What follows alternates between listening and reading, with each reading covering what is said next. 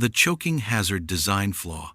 Congratulations, your body is a miracle of evolution, except for the part where food and air share the same slippery hallway.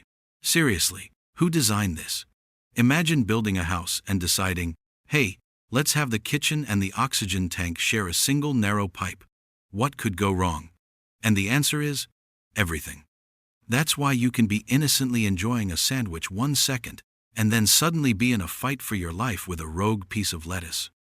The technical term is the pharynx, and it's where your respiratory and digestive systems crisscross, like two toddlers fighting over a slide.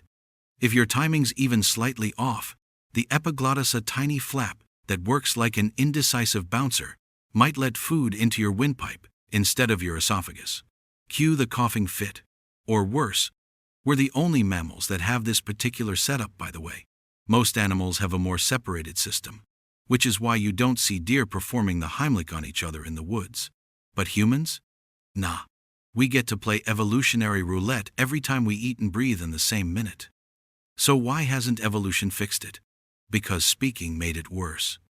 Our ability to talk, laugh, and screech into microphones came from a lower larynx, which gave us cool vocal range, but shoved our breathing and eating lanes into a janky crossover episode. Thanks, language. Hope it was worth the death risk via bagel. Basically, your throat is a multitasking disaster that sacrifices survival for speech, because nothing says evolved like dying mid-sentence with a mouth full of pretzel. The sleep paralysis demon button. Your brain has a safety lock for dreams. It's supposed to stop you from acting them out, which, in theory, is great. Otherwise, every dream about fighting space pirates would turn into you kicking holes in your bedroom wall. But sometimes, that lock malfunctions. You wake up, but the paralysis doesn't wear off. You're conscious, you can breathe, you can see your room, and yet, you cannot move a single muscle. And because your brain is feeling extra generous, it often adds a lovely side dish of hallucinations, usually involving a shadowy figure watching you from the corner, or sitting on your chest like some Victorian ghost cat. Just vibes and trauma. This is called sleep paralysis, and while technically harmless, it feels like you've been possessed by a demon who's also bad at customer service. It's terrifying, paralyzing, and usually happens during REM sleep when your brain gets confused about what's real and what's still dream logic. Now here's the fun evolutionary part. This paralysis reflex was meant to protect you. It stops you from walking off cliffs during dreams, but it also hasn't evolved enough to realize, hey, maybe we don't need to trap the user inside their own meat suit when they wake up.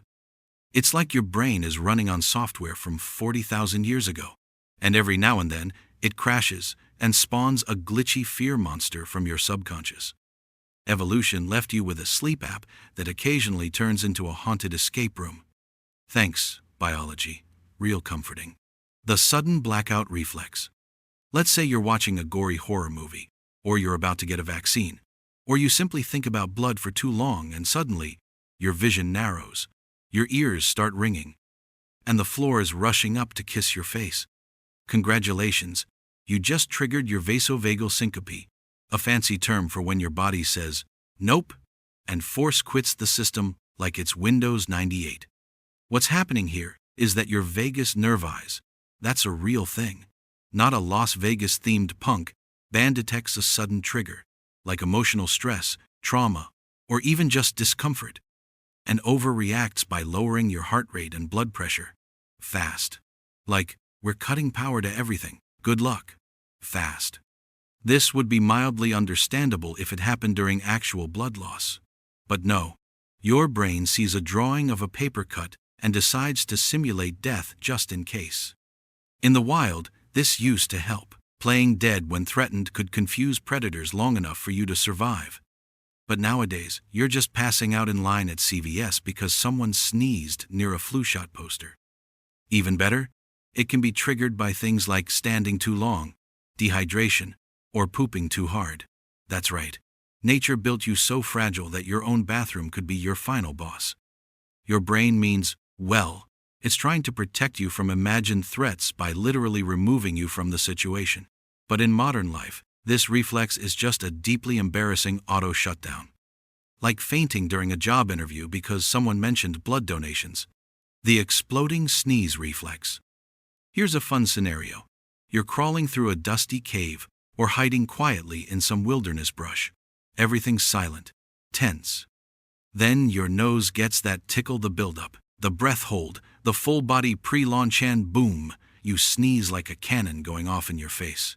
Welcome to the sneeze reflex, where your body's answer to mild irritation is a 100 mile-per-hour mucus explosion that reveals your exact location to every predator within a 3-mile radius. Sneezing is your nasal passage's way of saying, "Not today, Satan," to dust, pathogens, and rogue particles, which makes sense when you're in an office, or a car, or literally anywhere not requiring stealth.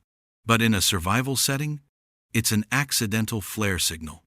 There are even stories of soldiers and hunters giving away their positions because they couldn't suppress a sneeze in time. And try as you might, holding it in can trigger other reflexes like blowing out your eardrum or blacking out if you're one of the lucky people blessed with sneeze syncope. Yes, that's real. Some people faint when they sneeze. Imagine passing out in the woods because a piece of pollen got ambitious. Basically, your nose is trying to keep you healthy, but it's doing it with the subtlety of a flashbang grenade. The freeze and die reflex. You hear a noise. Your brain screams, "Danger!" And what does your body do? Sprint? Hide? Nah. You freeze like a squirrel in headlights, waiting for death like it RSVP'd to your nervous system. This is the tonic immobility reflex, also known as the freeze response.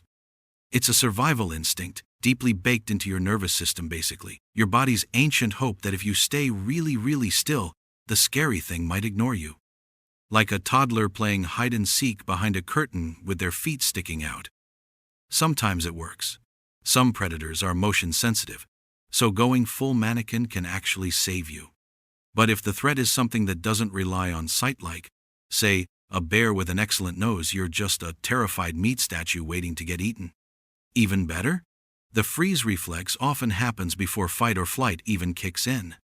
So if your brain goes abort mission before you can even think about running, congrats, you're paralyzed, while fully conscious of your impending doom. And because nature loves layering in the trauma, freezing can also happen after an injury. Your body just sort of emotionally logs off. You may be awake, but your limbs are out of office. It's like your nervous system rage quits the game, drops the controller, and leaves you on pause. So yes, freezing can be helpful. Occasionally. But in many situations like surprise wilderness danger, it turns you into a statue, hoping not to be noticed by something with excellent hearing, smell, and a taste for protein. Great plan, evolution. Drowning in dryland. You don't need to be underwater to drown. That's the magic of your laryngospasm reflex, where your throat panics, clamps shut, and decides no air for any often because of a tiny splash going the wrong way. Ever choked on a drink and suddenly couldn't breathe, talk, or scream for help? That's your throat basically doing a lockdown drill over a rogue droplet. And while it's meant to protect you from inhaling fluids, the spasm itself can make things worse, like a bouncer who kicks everyone out including you. Now imagine this happening in the wild. You take a sip from a sketchy stream, it goes down the wrong pipe, and boom, your airway slams shut. You're flailing, gagging, gasping, and unable to call for help because your throat is in full panic mode. Even scarier, this reflex can trigger from vomiting, acid reflux, or even breathing in cold air. 1 second you're fine, the next your own body's trying to strangle you in a misguided attempt to save your lungs. This is the survival version of, we had one job and we did it too well.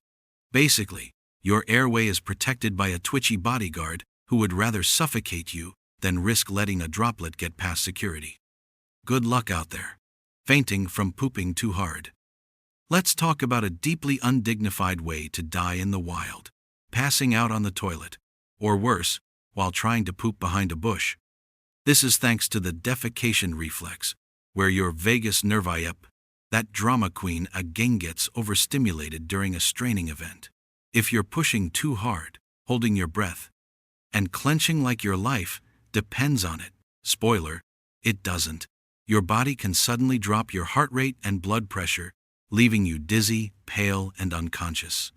This is called vasovagal syncope, the encore performance of fainting due to internal drama.